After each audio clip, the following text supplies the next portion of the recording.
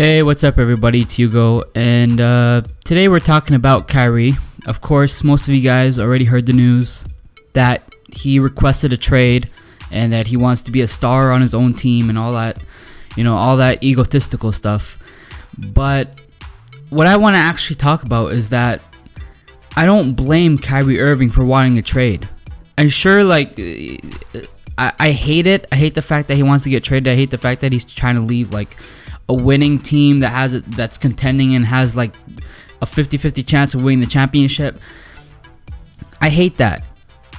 But at the same time, I don't blame him because he's still young and immature, and his mentor is Kobe Bryant.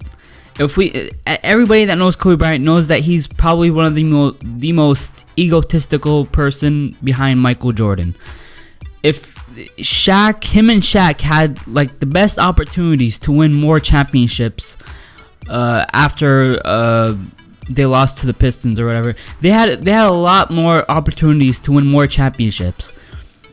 But he decided, we are winning championships and we're contending every year, but I don't think I like that I'm being second to Shaq, and I don't think that I like being the Robin to Batman who was Shaq. So he decided to request a trade, and of course the Lakers weren't going to trade him because he was the younger guy. They wanted to trade Shaq, who was in his 30s at that time. They would obviously want to keep the younger guy with potential and trade the older guy that's past his prime. So they decided to trade Shaq, and what happened to the Lakers after that? They were nowhere to be found. They'd get bounced out in the first round, and sometimes they wouldn't even make the playoffs. In 2007, Kobe asked for a trade, and of course they didn't give him the trade request. They didn't trade him because of course they wanted to keep him, and eventually they got Pau Gasol and they won 2 more championships.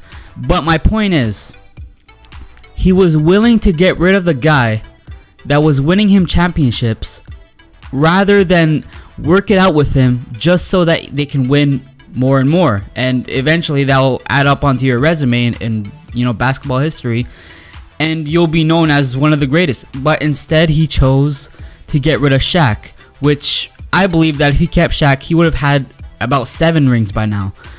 But that's a whole different discussion. My point being that Kyrie Irving, not only is he young and immature, he's trying to imitate Kobe. And Kobe imitated Jordan. So Kyrie is basically imitating the imitator. Now, as I said, he's young and he doesn't understand the value of winning yet, because he's been winning ever since LeBron came, and I guess now he's grown out of it. He doesn't like winning anymore. He wants to be a Westbrook now. He wants to win MVP awards while getting bounced out in the first round. He doesn't care about that stuff anymore, which is why I don't blame Kyrie, because he's still young. He doesn't know the value of winning yet. Once he gets traded, and then he starts averaging 35 points or 30 something points on a team that's winning 40 games, he'll be like, man, why the hell did I choose to leave LeBron? Why did I choose to leave that situation that we had? We could have won more championships. We could have won more. We could have actually had a dynasty. We could have made a dynasty, which I think they kind of did, but not really. They didn't really complete the dynasty. But he's going to regret it afterwards once they trade him. Now, the reason why I'm not that mad, I'm kind of mad because I like the duo of LeBron and Kyrie. It was kind of like a cool duo that they had over there. Good chemistry and everything.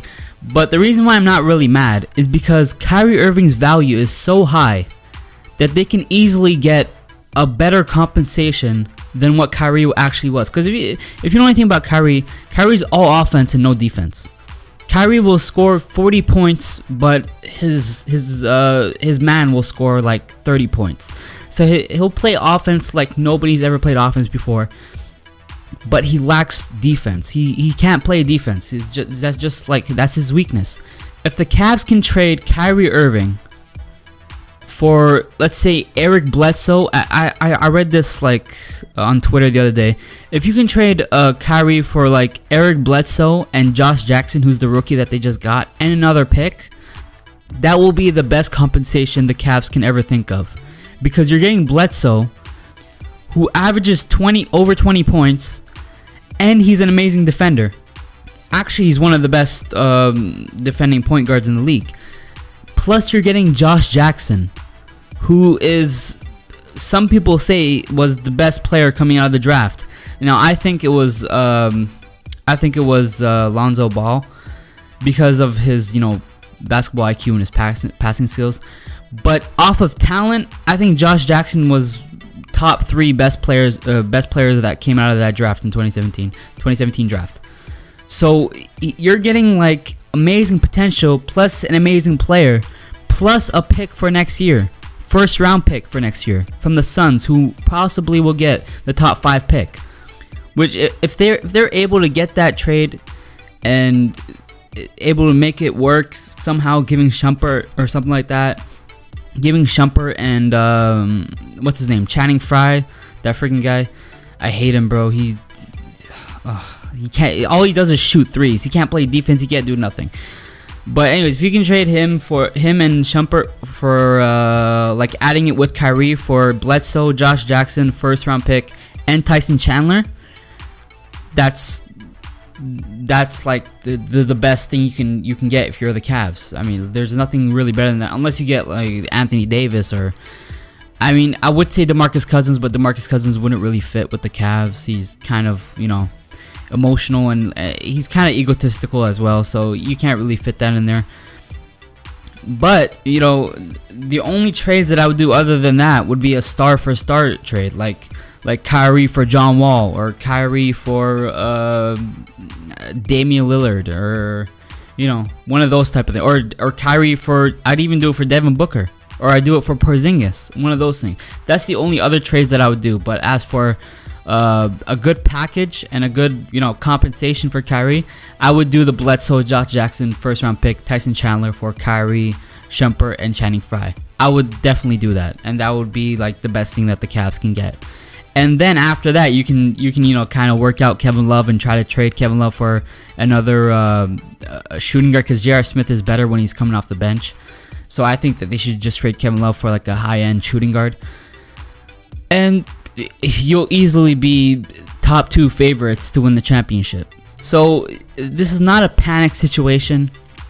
Kyrie wants to leave, but then at the same time, you got to think about the pros and cons. The cons is that when Kyrie leaves, your offense is going to kind of go down, but if you get a defensive player, your defense is going to jump up a lot. And if anybody knows anything about the Cavs from last season, their biggest weakness was their defense. Their defense was, oh my god, it was so awful. That was probably the worst defensive finals team I've ever seen in my life. Their defense was so terrible. But yeah, if they get that kind of compensation, I mean, that would be perfect for the Cavs. So hope you guys like this video. I'll see you guys in the next one. Bye bye.